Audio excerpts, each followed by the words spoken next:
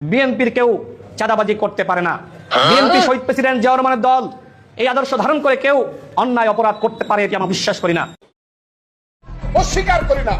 বিএনপির কর্মীরা 15 বছর না খায়া ছিল, অনেক অত্যাচার অবিচার সহ্য করেছে, মা মরেছে, বাপ মরেছে, জেলে থাকার কারণে বাপের জানাজা পড়তে পারে নাই, যার জানাজা পড়তে সে দণ্ডা বেরিয়ে পড়ে।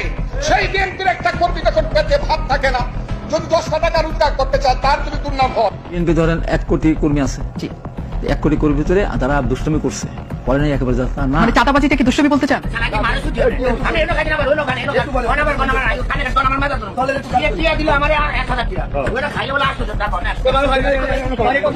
আমি জেল জুলুম খাইতে এসে 10,000 টাকা চাঁদা নিলাম, আমার বউ অসুস্থ, আমার ছেলের কাপড় নাই, নিলাম। আমি একজন রাজনৈতিক কর্মীরা চাঁদা ছাড়া চলতে পারে এটা পৃথিবীর ইতিহাসে নাই।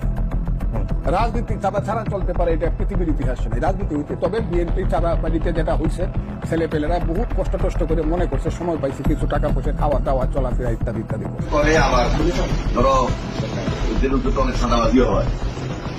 নেতায় তার কর্মী করে আদেশন দিতেছে কিভাবে চাঁদাবাজি করতে হবে।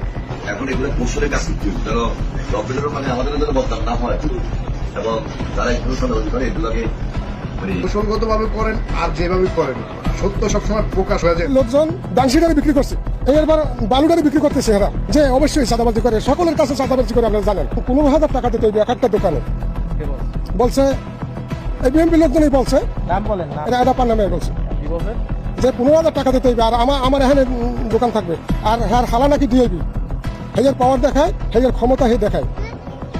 পুলিশকে ফোন দেবো। প্লিজ আমাকে ক্ষমা করে দাও, প্লিজ প্লিজ আমাকে ক্ষমা করে দাও, প্লিজ।